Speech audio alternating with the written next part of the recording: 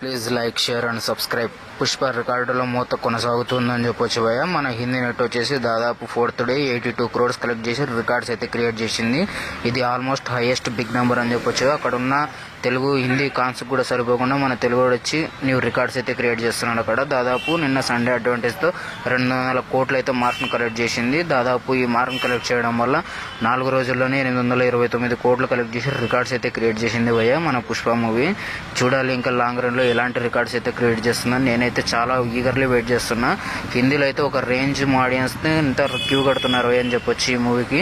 హిందీలో నెట్ దాదాపు హిందీ నుంచే దాదాపు నేనైతే 500 కోట్లు వస్తాయని అంచనా వేస్తున్నా భయ్య. ఎందుకంటే ఇప్పటికే 4 డేస్లోనే 300 crores అయితే ఓన్లీ హిందీ నెట్టే ఉంది. మన తెలుగు ఆడియన్స్కి అయితే అంత మిక్స్డ్ రెస్పాన్స్ వచ్చినప్పటికీ మన హిందీ ఆడియన్స్ అయితే ఎగబడి చూస్తున్నారని చెప్పొచ్చు ఈ మూవీని. చూడాలి ఇంకా లాంగ్ రన్లో ఎలాంటి క్రియేట్స్ అయితే చేస్తుందో. నేనైతే లాంగ్ రన్లో 2000 మార్క్స్ అయితే టచ్ చేస్తుందని ఫిక్స్ అయిపోయా భయ్య. చూస్తుంటే